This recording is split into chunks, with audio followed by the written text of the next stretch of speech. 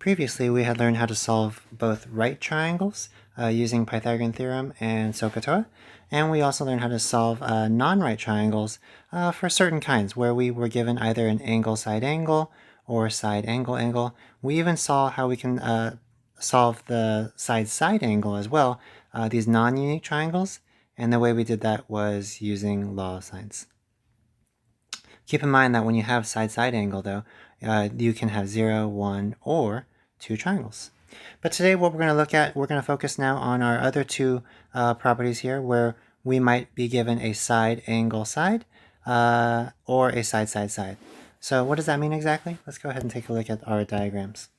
So if we're looking at the example where maybe we're given a side angle side, what that means is we're given a side, we're given an included angle, and another side. So you see that the sides kind of join the angle together. Another example of what you're given could be just 3 sides, right? And so we have these 3 sides here, and we don't know any of those angle measures.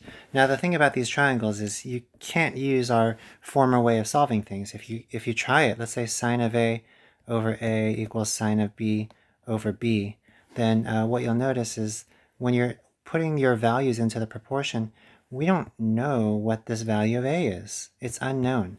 So we have an unknown there. Also, we don't know what this angle B is. It's also unknown.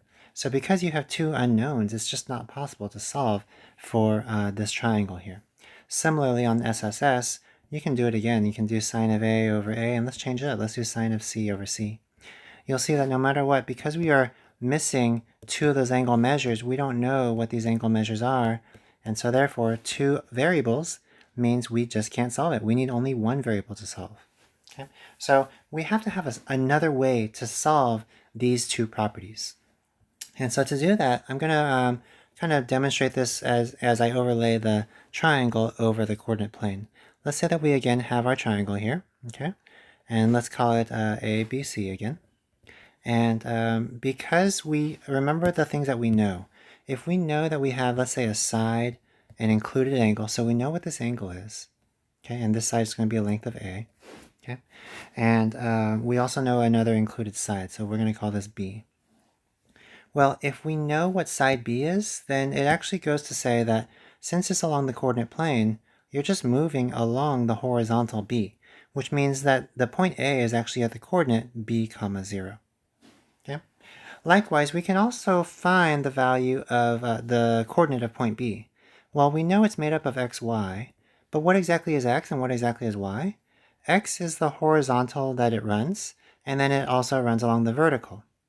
Actually, as we do that, notice how you develop a right triangle. Now, how do we find the horizontal and vertical? We've done this before. Specifically, actually, if we want to find the vertical, you'll notice it's also the same thing as the height of your triangle, right? Because it's a right angle there. Now, how do we find the height? Well, we just discovered how to find the height, you can actually use your trig ratio.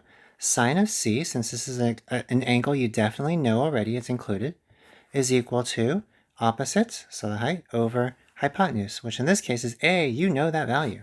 Okay, this was given, so we know that number. So therefore, the height is equal to A sine C. So since the height is really the same thing as the y value, then we can go ahead and say that the y value is made up of A sine C. Now we just got to find the x value.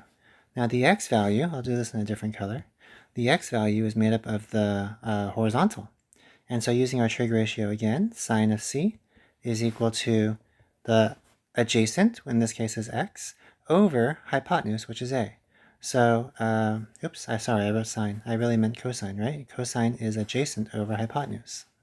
And so x is equal to A cosine C. And so here you see that the x value is A cosine C.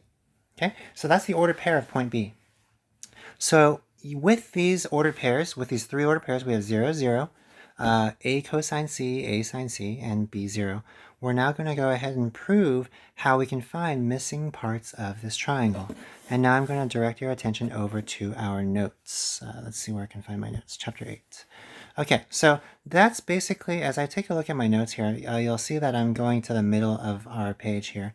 And that's exactly what I was trying to demonstrate here. I know that the diagram is already there labeled for you, but I want to give you an understanding of where those ordered pairs came from. So feel free to pause, rewind the video if you need to understand how you get those points. Okay, but what we're going to do is now go ahead and prove how can we find this length of C, because we don't know what this is. Remember, we know side, angle, included angle, and side, but we don't know this other side here, and that's what we're going to be solving for. Okay, so solving for this missing side C, what we can do is actually think about how, again, we have a right triangle, and so what we can do is develop our Pythagorean theorem. So if we want the hypotenuse C squared, you'll notice is equal to, well, we got to have an A and a B, right? Well, what's A really made up of? Keep in mind that, I'll try to draw this in a different color to make it more obvious. Remember that the horizontal is technically A cosine C. And we also know the entire length is B. So therefore, A must be the remainder of that. A, let's just go ahead and write down that this is really like A squared plus B squared, right? A is technically the entire distance of B minus the A cosine C. And that's being squared. Okay?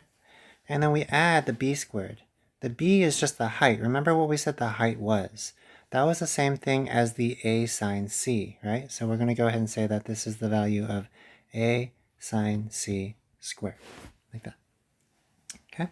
From here, we can go ahead and simplify. So if you notice, we have a binomial being squared. So that's the same thing as B squared minus 2AB cosine C plus A squared cosine squared C.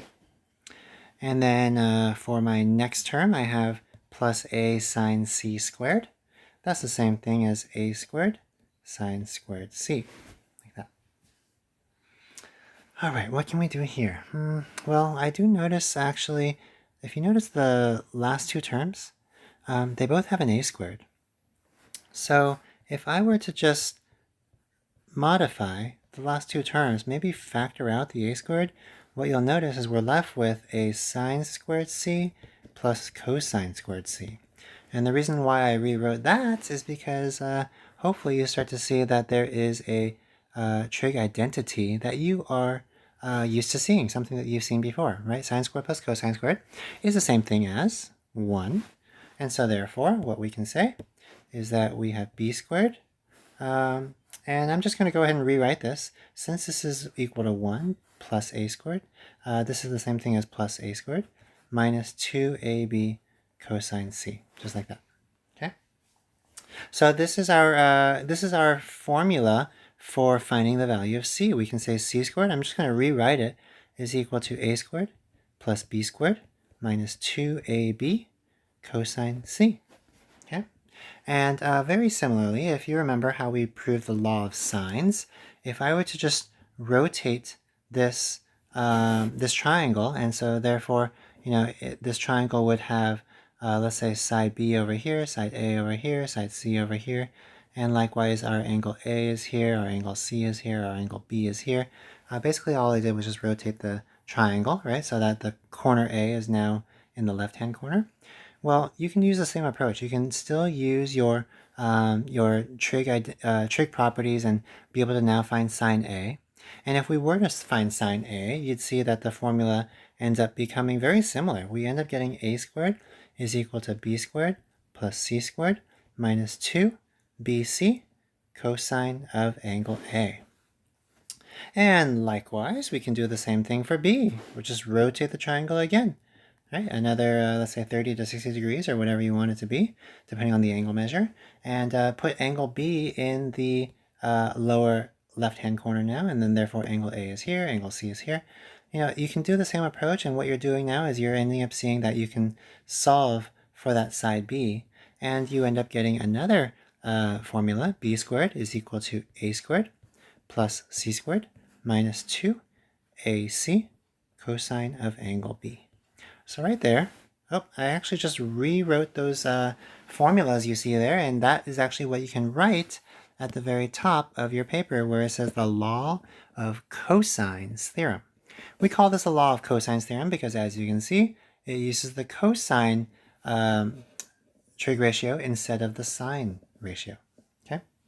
So the law of cosines is used when you are given either two of these properties, SAS or SSS, which means that what you'll know is that there are two sides and an included angle that are known. Or maybe you're given three sides that are known. Okay, so these are the times that you would use the law of cosines. Go ahead and fill in this part as well. All right, so in general, I know it's like three formulas. How am I going to memorize that, right? It's basically the idea that if you look at a triangle, you don't need to consider it as A, B, and C, because many times you'll see that the triangle is not made of angle A, B, and C, right? But what you just need to be aware of is if you know this angle right here, this is the included angle, you'll basically have, because this is the angle you're focused on, you'll have an adjacent side, and we'll call this adjacent side 1. You'll also have another adjacent side, right? It's including that angle there. So you'll have adjacent side 2. And then you'll have the side that is opposite, right? Let's call this the opposite side. You only have one opposite side, so we'll just label it opposite side. And so for any triangle, you can always create the formula knowing if you're focused on this angle here, think of opposite side being squared is equal to, and then what we have is the adjacent side, 1 squared, plus adjacent side, 2 squared, minus 2 times adjacent side 1, you just take both of these values again, times adjacent side 2, and then multiply that by cosine of your given angle, angle theta. Okay, and then this is what we call the law of cosines. And you can use this to either find, what are the two things you can find? You can either find the opposite side, right? Because maybe what you know is SAS, or if you know side, if you know the side already, then you'll fill this number in, you'll know exactly what that number is, and then the thing you're solving for is going to be the angle. And you can use the law of cosines to also find the angle. Okay, so the law of cosines, another very powerful tool to solving your triangles.